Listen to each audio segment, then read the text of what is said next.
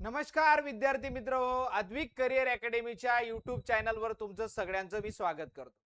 आज अतिशय आनंदाची बातमी आलेली आहे आणि आनंदाची बातमी अशी आहे की शासनाने महत्वाचा जी-आर पब्लिश केलेला आहे.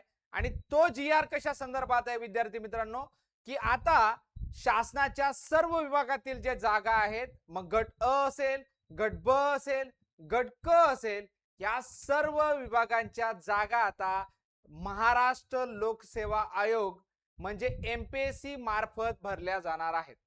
आणि ही आपल्यासाठी महत्वाची आणि आनंदाची बातमी आहे, कारण यामुळे खूप मोठ्या प्रमाणावर भरती प्रक्रिया राबवली जाणार आहे आणि ज्याची वाट विद्यार्थी आतुरतेने पाहत होते. कारण माननीय मुख्यमंत्री देवेंद्र फडणवीस यांनी मागील महिन्यातच महत्वाचे आदेश पारित केले होते मंत्रिमंडळाच्या बैठकीत आणि सर्व जागा एमपीएससी कडून भरल्या जाणार, या मागे मार्ग मोकळा झालेला होता आणि फायनली त्याचा जी-आर शासनाने आज काढलेला आहे. मग नेमकं काय जी-आर मध्ये म्हटलेलं आहे ते आपण आता या व्हिडिओमध्ये बघणार आहोत. तर बघा विद्यार्थी मित्रांनो, हा एक गॅझेट मधला आदेश आहे आणि मग जी-आर आपण सविस्तर बघणार आहेत. तर बघा, महाराष्ट्र लोकसेवा आयोग अंतर्गत त्यांना वेगवेगळ्या नियमांमध्ये सूट देण्यात आलेली आहे आणि राज्य शासनाच्या सर्व विभागातल्या जागा आता म्हणजे गट ब अराजपत्रित आणि गट क ज्यामध्ये पोलीस, शिक्षक आणि वाहन चालक आणि अनुकंपा तत्वावरील जागा सोडल्या तर सर्वच विभागाच्या शासनाच्या जागा आता एमपीएससी मार्फत भरल्या जाणार आहेत. आता महत्वाचं म्हणजे बघा, तर विकसित महाराष्ट्र आता हा 5 मे 2026 ला म्हणजे आज हा जी-आर पब्लिश झालेला आहे. विकसित महाराष्ट्र 2047 चं विजन डॉक्युमेंट घेऊन सर्व विभागातले जे निर्णय आहेत, जे भविष्याच्या वाटचाली आहेत, जो कृती आराखडा आहे तो आता तयार करण्यात आलेला आहे. किमान शासन आणि कमाल प्रशासन असा त्यामागचा उद्देश असणार आहे. 18 जुलै 2024 ला शासनाने ऑलरेडी एक जी-आर काढला होता, आदेश काढला होता आणि त्या अंतर्गत गट ब आणि गट क च्या जागा या महाराष्ट्र लोकसेवा आयोगाकडून भरल्या जाणार होता. परंतु त्याची अंमलबजावणी प्रत्यक्षात कार्यवाहीत आलेली नव्हती, कारण त्यामध्ये बिंदू नियमावली तयार करणे, वेगवेगळ्या संवर्गांचं क्वालिफिकेशन तयार करणे, या गोष्टींना वेळ लागणार होता. मात्र अखेर ती भरती प्रक्रिया सुलभ करण्यासाठीचा म्हणजे Kerala public service commission, Kerala लोकसेवा आयोगानंतर महाराष्ट्र लोकसेवा आयोग आहे की ज्याने या सुधारणा केलेल्या आहेत. त्यामुळे अनेक पद, अनेक संवर्ग आता एमपीएससी मार्फत भरले जाणार आहेत. मग आता आजचा जो निर्णय आहे तो निर्णय खरं तर 13 एप्रिल 2026 या बैठकीमध्ये सुधारित जी कार्यपद्धती होती पदभरती संदर्भात, या संदर्भातला निर्णय घेण्यात आला होता आणि मंत्रिमंडळाने त्याला मंजुरी दिली होती. त्या अंतर्गतच आता हा निर्णयचा जी-आर फायनली पब्लिश करण्यात आलेला आहे. अनेक नियम तयार करणे, ते लागू करणे ही एक गुंतागुंतीची प्रक्रिया असते विद्यार्थी मित्रांनो. त्यामुळे साहजिक आहे जी-आर तयार करायला वेळ लागणारच होता.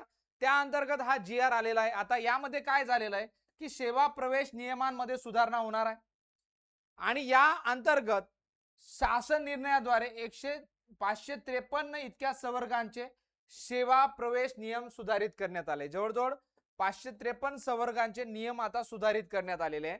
त्यांच्या पात्रता, त्यांचे अनुभव, त्यांचे कौशल्य यामध्ये वेगवेगळ्या सुधारणा करण्यात आल्या आणि ओव्हर रायडिंग प्रोव्हिजन्स म्हणजे 1 ते 73 परिशिष्टामध्ये या संदर्भात आपल्याला सगळे माहिती देण्यात आलेली आहे. खाली हा जी-आर खूप मोठा आहे, खूप डिटेल आहे. मी तुम्हाला फक्त मेजर गोष्टी सांगतोय. प्रशासकीय विभागांना करावयाची कारवाई काय काय आहे, तर पात्रता निकष, अनुभवाच्या अटी या अनुषंगाने सेवा प्रवेश नियमांमध्ये करण्यात येत असलेल्या सुधारणा सरळ सेवा भरतीसाठी करण्यात येत आहेत. सामान्य प्रशासन विभागाने सदर सुधारणा विहित प्रक्रियेचा अवलंब करून केलेले आहेत. 15 दिवसात सर्व विभागांना या संदर्भात माहिती प्रकाशित करायला सांगितलेलं आहे. त्यानंतर बघा, सदर सुधारणांच्या अनुषंगाने संवर्गांच्या पदोन्नती संदर्भातला सुद्धा प्रमोशन कॅडर, त्यानंतर नियम संवर्ग या संदर्भात सुद्धा यामध्ये सुधारणा करण्यात आलेल्या आहेत. हे लक्षात राहू द्या. आता सगळ्यात महत्वाचा, आपल्यासाठी जास्त महत्वाचा मुद्दा काय की तो म्हणजे परीक्षा योजनेचे विस्तारीकरण. हा मुद्दा आपल्यासाठी महत्वाचा आहे. शासनाच्या अर्थ, शासनाचे नियम, अटी शासनाने ते तयार केलेले आहेत. पण एमपीएससी करणाऱ्या विद्यार्थ्यांसाठी काय महत्वाचं आहे विद्यार्थी मित्रांनो, तर त्यांच्यासाठी महत्वाचं आहे की ऍक्च्युअल काय काय एमपीएससी मधून भरले जाणार आहे आणि काय काय आम्हाला परीक्षा देता येणार आहे, हा प्रश्न आपल्या सगळ्या विद्यार्थी मित्रांचा असतो. मग त्यासाठी मी पहिला मुद्दा क्लिअर करतो, तो म्हणजे महाराष्ट्र नागरी सेवा गट अ आणि गट ब, ज्याला आपण राजपत्रित म्हणजे ज्याला आपण एमपीएससी राज्य सेवा असं म्हणतो, यामध्ये सुद्धा मोठा आमूलाग्र बदल करण्यात आलेला आहे. आता महाराष्ट्र लोकसेवा आयोगामार्फत सध्या राज्य सेवामध्ये आपण बघतो की अभियांत्रिकी सेवा आणि महाराष्ट्र कृषी सेवा आणि इंजिनिअरिंगची सेवा, या 2-3 सेवा ऍड आहेत. फक्त बाकीच्या ज्या सेवा होत्या त्या यामध्ये ऍड नव्हत्या. मग आता जवळजवळ 6 सेवांमार्फत 57 संवर्गांमध्ये पदभरती अगोदर एमपीएससी करत होती. म्हणजे 6 संवर्ग होते आणि त्यामध्ये एमपीएससी पदभरती, 6 सेवा होत्या सॉरी, त्यामध्ये 57 संवर्गांमध्ये एमपीएससी पदभरती करत होती. पण आता यामध्ये 6 सेवा अजून ऍड केल्या गेलेल्या आहेत आणि 46 संवर्गांचा नव्याने समाविष्ट केल्या गेलेला आहे. त्यामुळे ही संवर्गांची संख्या आता 103 होऊन गेलेली आहे. म्हणजे एमपीएससी राजपत्रित यामधून आता 103 संवर्ग भरण्यात येणार आहेत आणि याची माहिती आपल्याला 1 ते 3 परिशिष्टामध्ये त्यांनी दिलेली आहे डिटेलमध्ये खाली. तो जीआर जो आहे, हा जो जीआर आहे हा आपल्या टेलिग्राम ग्रुपला मी टाकून देईल, ज्याची लिंक डिस्क्रिप्शन बॉक्स मध्ये मी दिलेली आहे. आपल्या तुम्ही प्रोफाइल मध्ये गेले, डिस्क्रिप्शन मध्ये गेले की तुम्हाला टेलिग्राम चॅनलची लिंक भेटेल, तिथं तुम्हाला हा जीआर भेटून जाईल. ठीक आहे. त्यानंतर प्रशासकीय विभागांनी करायची कारवाई काय की 1 महिन्याच्या आत प्रशासकीय विभागांनी ही कारवाई काय करायची, पूर्ण करायची. यामध्ये जे काही पात्रता निकष, काही बदल असतील, सेवा नियम असतील. मग आता बघा इथं 1, 2 आणि 3 हे संवर्ग ऑलरेडी राज्य सेवामधून भरले जात होते आणि बाकीचे संवर्ग डायरेक्ट सेवामधून भरले जात होते. म्हणजे डायरेक्ट सेवा म्हणजे जसं पशुवैद्यकीयची जाहिरात निघालेली होती, जेएमएफसी ची जाहिरात निघालेली होती, पण त्या अंतर्गत आता 21 सेवा जवळपास आता या सगळ्या ऍड होणार आहे आणि या अंतर्गत नवीन नवीन संवर्ग भरले जाणार आहेत. म्हणजे हा फक्त 21 हे मुद्दे आहेत, लक्षात राहू द्या. हे सगळे या सेवा आता ऍड होणार आहेत एमपीएससी मध्ये आणि 103 संवर्ग त्यामध्ये येणार आहेत जवळपास. ठीक आहे. त्यानंतर महाराष्ट्र नागरी सेवा गट अ ब मध्ये नव्याने आलेल्या सेवा कोणत्या आहेत, तर समान संवर्ग यांच्या दृष्टिकोनातून गुंतीची जी प्रक्रिया ती सोडवण्याच्या दृष्टिकोनातून एक संयुक्त परीक्षेचे आयोजन करण्यासाठी एकच विभागातील समान संवर्गांचा अभ्यास करून त्यांचे वर्गीकरण करण्यात आलेले आहे. वर्गीकरणाच्या आधारे महाराष्ट्र लोकसेवा आयोगामार्फत भरती करण्यात येणाऱ्या महाराष्ट्र नागरी राजपत्रित गट ब मधील 6 सेवांव्यतिरिक्त 18 नवीन सेवा निर्माण करण्यात येत आहेत. या 18 नवीन सेवांमध्ये विविध प्रकारचे 93 संवर्गांचा समावेश करण्यात आलेला आहे, ज्याची माहिती आपल्याला 4 ते 21 मध्ये नमूद करण्यात आलेली आहे.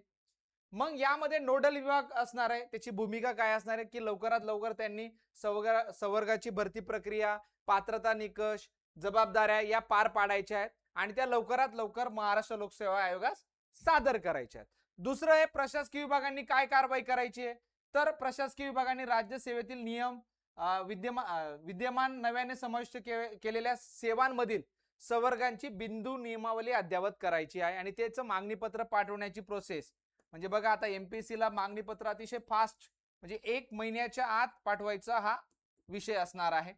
त्यानंतर आपला सगळ्यात मोठा कन्सर्न जो आहे तो क्लास 1 क्लास 2 पेक्षा गट ब आणि क चा आहे विद्यार्थी मित्रांनो.